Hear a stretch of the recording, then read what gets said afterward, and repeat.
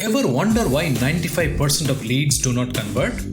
Why cold call rates are down and prospects don't open our emails? Why our responses of robocalls and implanting pixels to track user interaction, mostly without permission, is backfiring spectacularly? Well, that's what we intend to find out here in the Buyer Side Chat podcast. There are scores of podcasts about selling, but most miss the shift that has come upon the buying-selling process. The initiative has since moved from the supply to the demand side. The Buyer Side Chat, your podcast of record for B2B buying, talks to actual buyers, persons, not personas, in the quest to understand the real buyer's journey, their trials and tribulations, challenges and outcomes they're striving for. Welcome to the Buyer Side Chat. Thank you for your time and for joining us in this session. I have a favor to ask. While you continue to listen to the podcast, please leave a comment or rating at iTunes or wherever else you get your podcasts from. I personally look at each comment and will give you a shout out to each of you in our following episodes. It means a lot to hear from you. Today, we have with us Vijayanand Chaudhary, Global Head Procurement at Tata Technologies and member of the Board of Directors, Institute for Supply Management.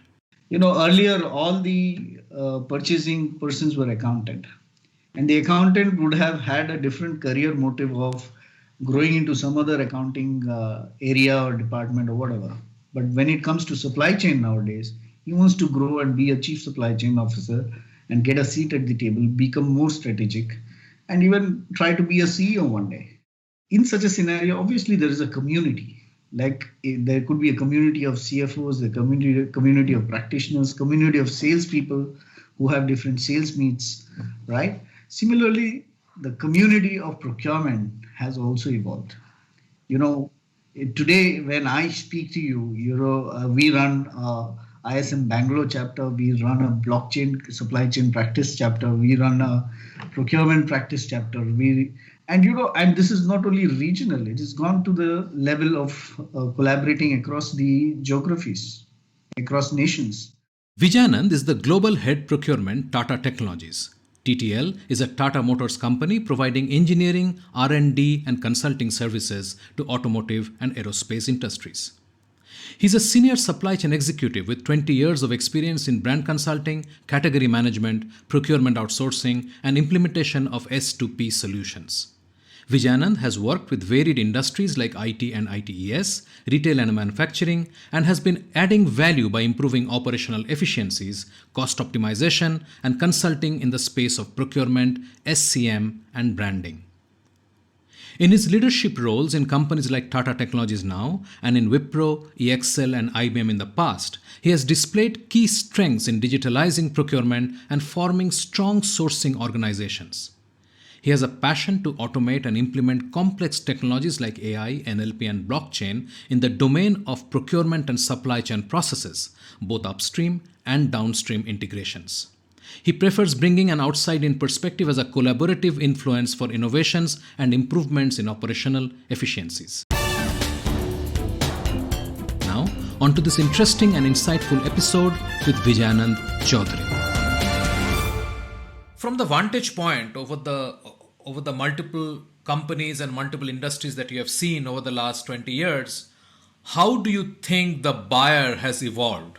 Right. So, I would say answer this question in two parts. That one is that how this function has evolved, and as against this function, how people have evolved around the function. So now, when I talk about this function was earlier looked at as if we need certain things, and there's a community which is inside the office who's just going to make the purchase order and send out the purchase order. And when we receive the products or service, just clear the invoice and make the payment. So it was more of a operations job and a perception. Then slowly it evolved where the operations team started asking questions that what is the pricing? And then came the story of saying, let's have at least 3 comparative quotes so that we know we are buying at the right price. And I think this process of buying at the right price continued for a long time. And I would say this continued till the time of near about 2008 9 kind of a story. And come on to the 2010s is when really the boom happened, where the function had the responsibility of making profits or making an impact to the bottom line. That's when they moved into the strategic part of really understanding, what financial impacts that this team can bring in. And if they have to do that, they have to really understand the supply chain, right? And the whole supply chain operations. Now, apart from this, the fulfillment of these products and services on time, and so that the output of the business is also met on time, became a very important point and a key point. Since the responsibility of choosing the supplier was with this particular team, obviously this particular team had a tacit responsibility of delivery as well of Right. those products into the company. So this is when the whole gamut of supply chain walked into a procurement office. Now, obviously, if someone has to go and pursue a successful profession or successful career in this particular field, then he has to be educated in the area of supply chain, understand the demand mechanics, understand the pricing mechanics, understand the financials. So basically, he became become an integral part of the strategy of the organization, as good as operations person, or in some businesses, the supply chain holds a better position than the operations, because if it is a matter of small value adds, and if the input is having small value adds and the output is of a bigger value, in such kind of industries, obviously the supply chain holds a bigger position, right? Amongst all of this, if I have to speak about one key feature that a procurement person has evolved through, is that he's become a category specialist. Like, for example, if someone is working in a hardware manufacturing unit, for him to understand the components and what materials go into the components and how these components get evolved is very much important. Now, if everyone thinks that no, purchasing is all about cutting out a purchase order and he should be just a normal person with some mathematical knowledge, that does not help.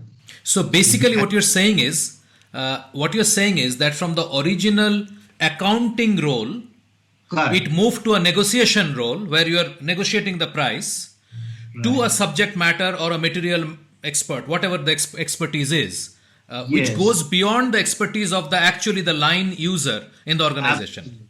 Absolutely. And then when we talk about that point of subject matter expert is considered in our language, in our parlance, is called as category management. Right. Like, if a person is procuring, he would have different categories of procurement. It could be like the basic top level would be direct materials and indirect materials. Now, in direct materials, if a company is into using metals, then it would say, buying of metals, or buying of plant equipment, or buying of plant and machinery, or MRO, and all of those kind of things.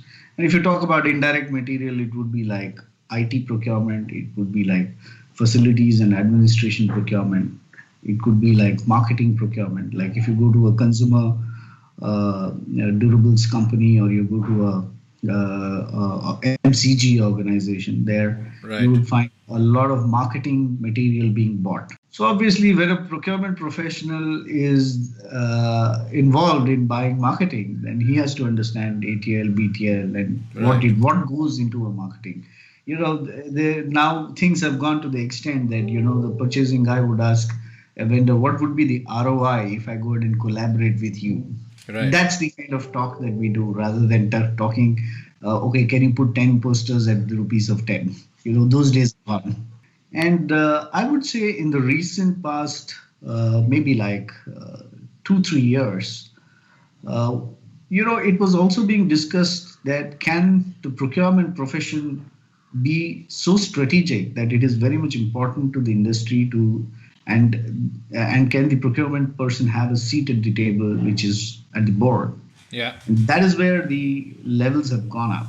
And if someone is doing a new product development or a new service kit, or if the company is trying to do something new, is procurement and supply chain carrying a bigger role? Yes, because when I'm working in a component industry, or when I'm working in an automotive industry, I know what is the latest that is happening in the market because I speak to the external world. And if I bring those knowledge onto the new product development, imagine the kind of strategies and how these synergies would work, right? But come the times of 2020, which is a black swan, or the COVID-19, Yeah. everyone realized that yes, supply chain carries a much bigger role because they are the people who expedited a lot of things for the organization and helped the organizations to survive in their businesses. Right. Right. So, having said this, if you see simple examples like, whether it is a Tim Cook uh, of Apple, he was a supply chain person, and then Yes. he moved on to be a CEO. And if you look at Mary Barra, the MD and CEO of General Motors, even she started her career in procurement. So, like this, there would be many examples, and that is how the importance of this organization has moved forward. There is this whole talk in the sales side that I need to now go and educate my customer. I need to go and tell him he has a pain. These are typical lines that are being discussed. So you need to educate your customer. You need to go and help him identify the pain. How does that sit with what you are just saying? I would say this was a scenario maybe 15 years back, right?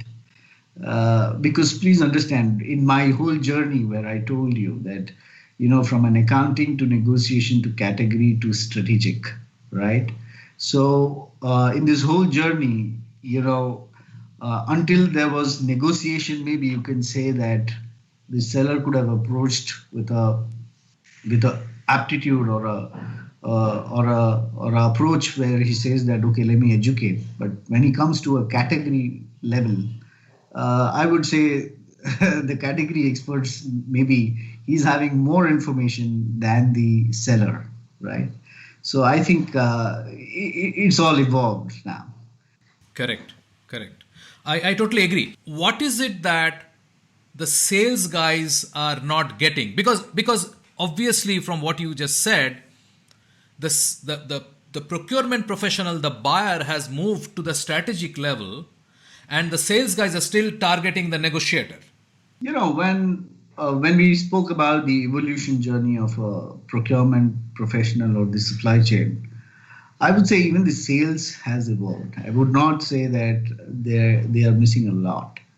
But one thing which I have consistently found over the past 15 20 years that the sales people are missing on is understanding the customer's position. And why I would say, because the customer's position is not that I have to go and spend some money or I have to buy something and then you are there to sell that particular product or a service. The customer's position is the need, right? That in today's times, when the customer is selling in the marketplace, right? What is his situation and what is his status? Understanding that for a sales guy is very important. And I would say, please understand in the whole macro level of the supply chain, your customer is also a supplier to someone. So it's a suppliers to supplier world, right? So at the end of the day, my products, your products, your customer services are being supplied into some other organization. Now, you can say that there could be some end of the value chain. Like if you're trying to sell it to a FMCG, you say that now he's going to only sell it to the end consumers. But please understand, he's still a supplier to the end consumer, Yes. right? Right. So what his supplier status understanding that is very important.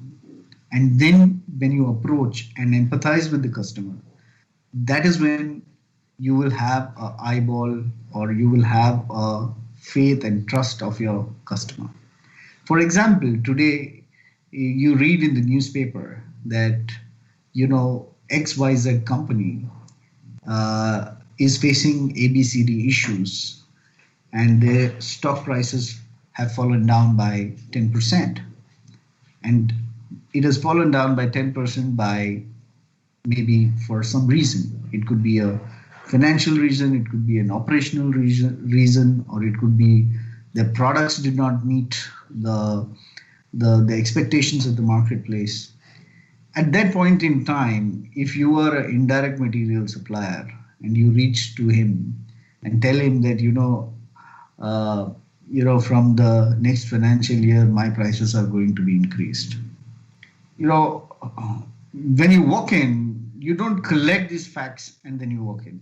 You simply just walk in, like your everyday affair with your customer, and try to go and pass on your agenda. It doesn't work. And at the same time, in the direct materials, it's all the more a problem. Yeah. Right. And maybe his products did not meet the his customers' expectation, customers' expectation, maybe because of your material which has gone into it. It's possible. Right. So you need to be very much cautious and aware of the customer's position and try to help the customer, right? And empathize with the customer situation. Now, I spoke to you about a downside situation. Let's talk about an upside situation, right?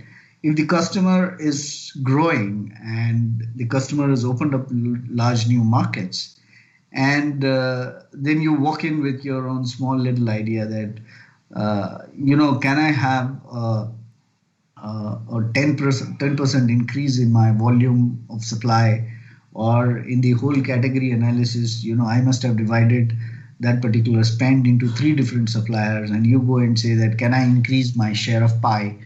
Then you are at a loss, right? Because if you are empathizing with the customer and tell that, hey, you are growing at such a fast pace, can we go ahead and strike a strategic connect? Can we do something beyond these daily negotiations? Can we go ahead and strike a better contract? Can we get more strategic about it? Then the customer is very happy, because here is a person who's coming and trying to help me, right? So those are the different things that can come into play if the seller is really empathizing with the customer. Now, I spoke to you about the macroeconomic or the macro part of the story. There could be even micro part of the story.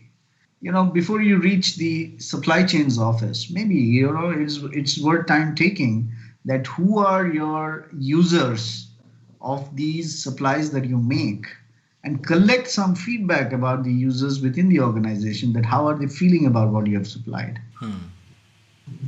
Right?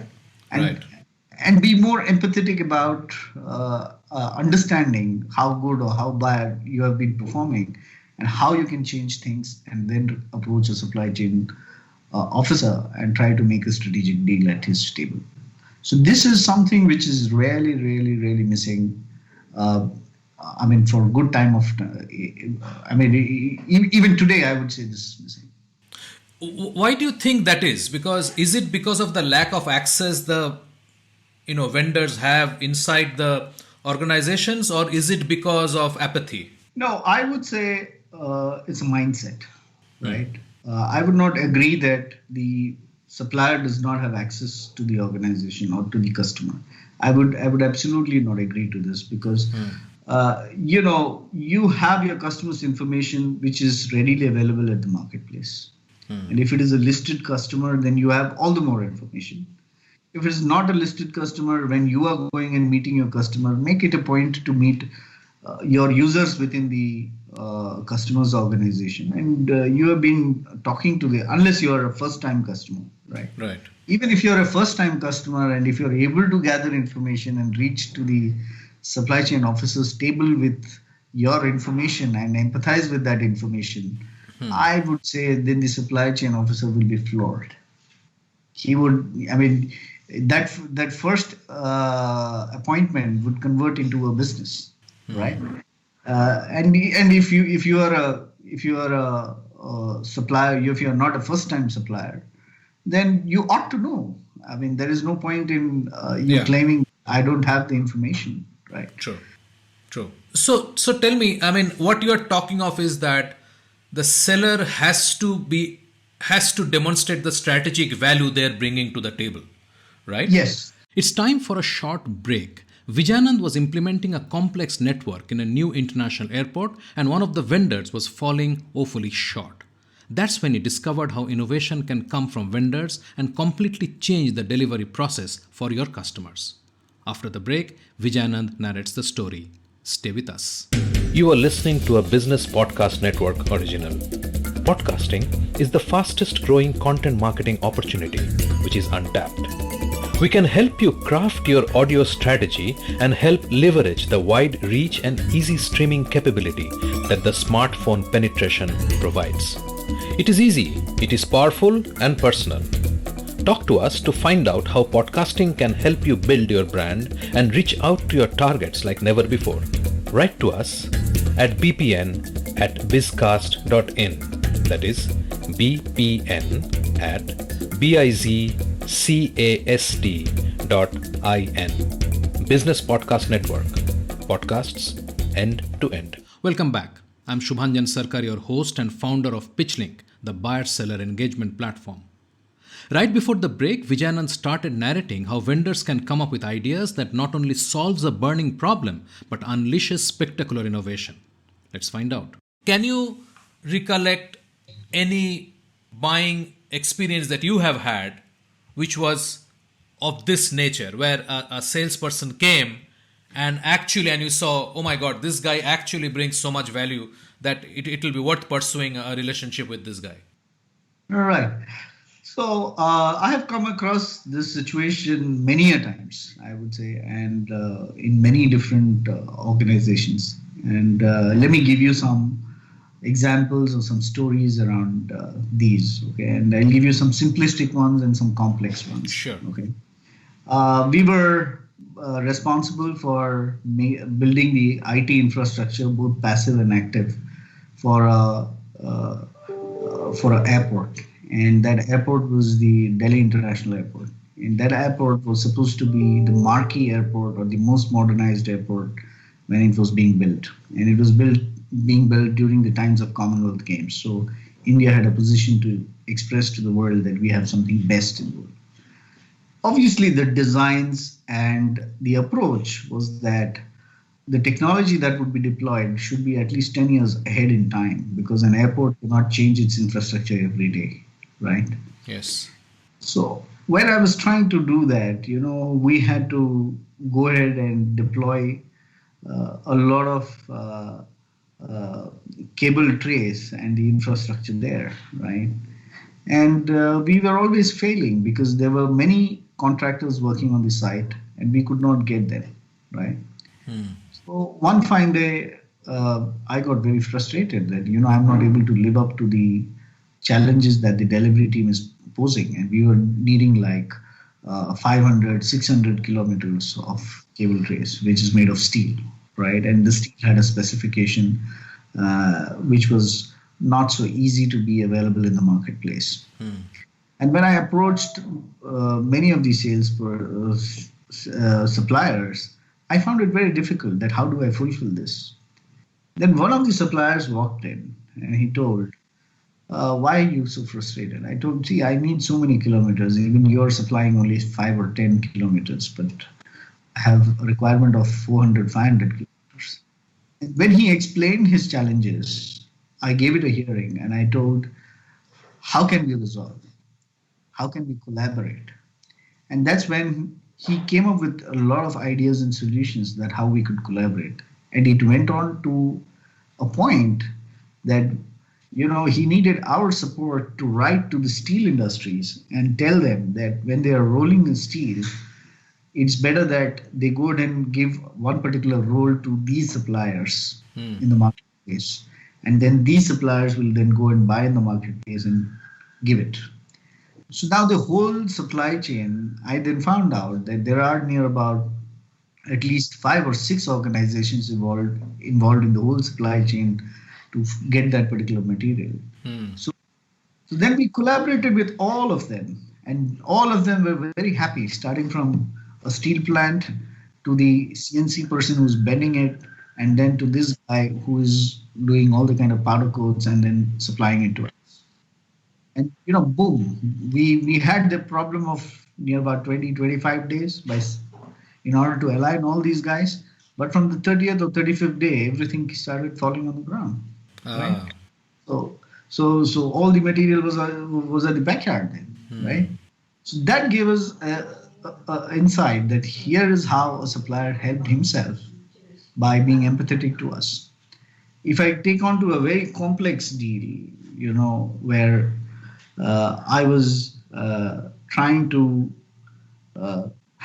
we were having a estate of like near about 70 to 80 million dollars of a particular software company and multiple different products, multiple different geographies, and every day someone trying to sell something new, right?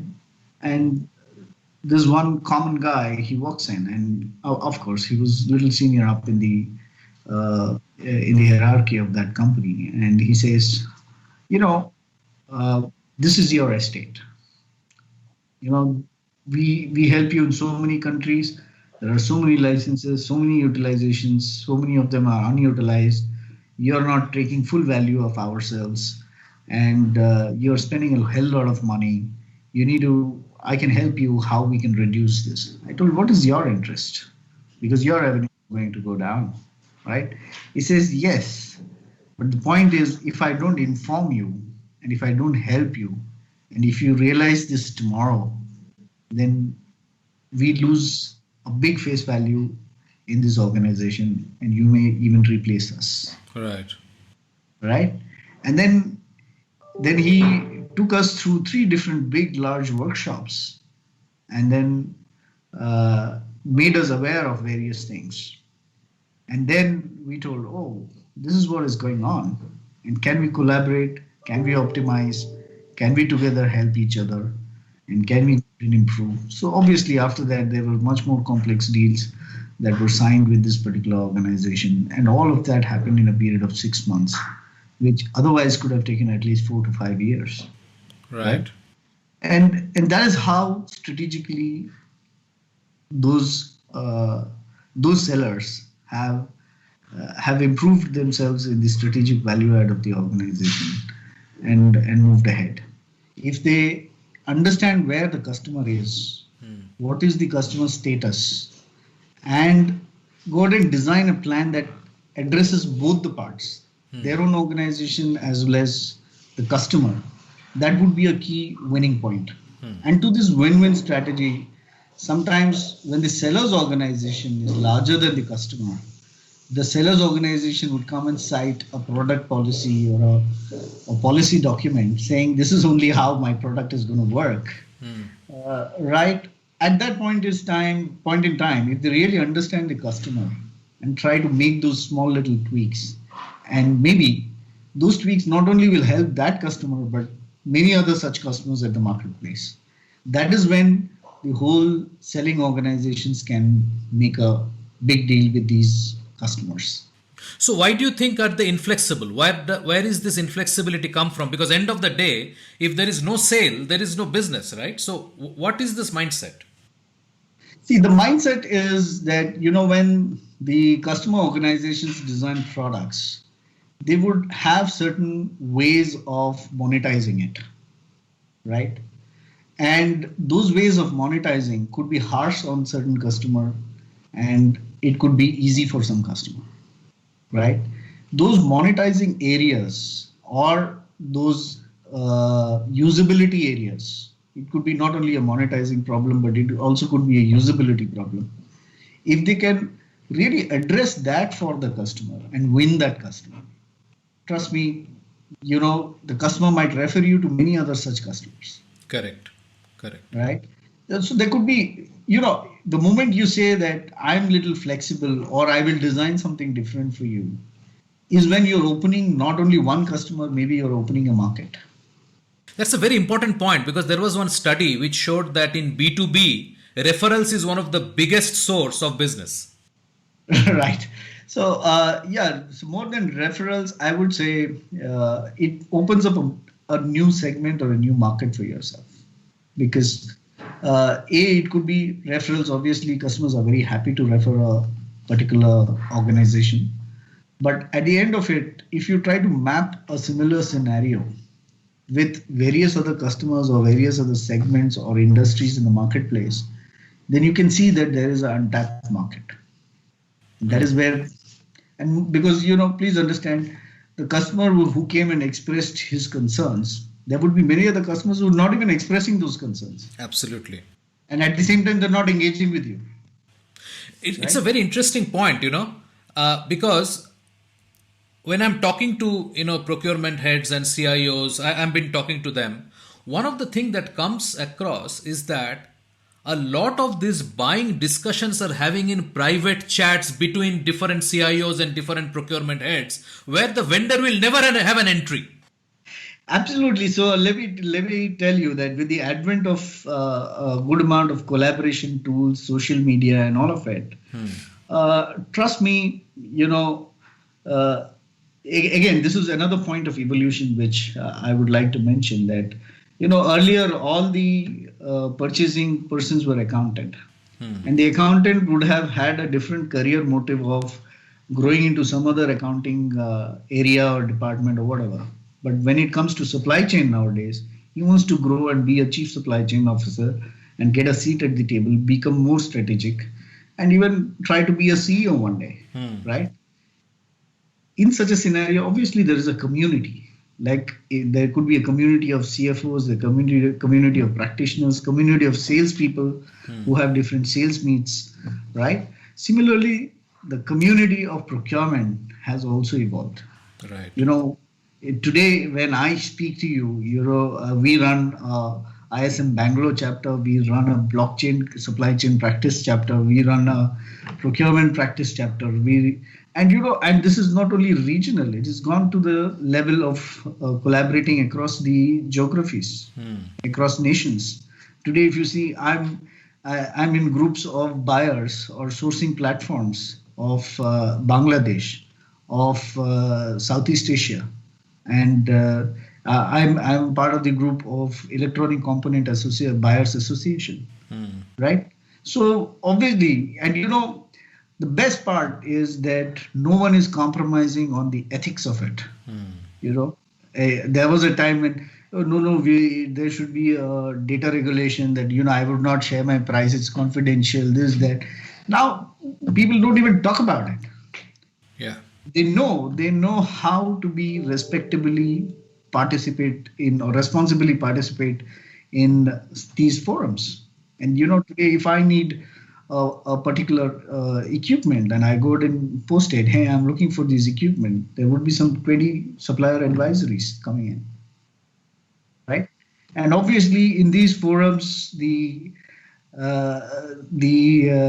vendors cannot be a part of it, because of being responsible. Right? And similarly, there could be large group of, your customer could be a large group of companies. And trust me, the procurement and the supply chain officers of all those group companies might be on one particular platform. Yeah. Right? So your flexibility can address or can open, I don't know how many markets, isn't it? Yeah, absolutely. This is great. So I think one definite discussion we have to have is about these procurement groups and social media, impact of social media and these new technologies that is actually helping category experts become better at what they're doing.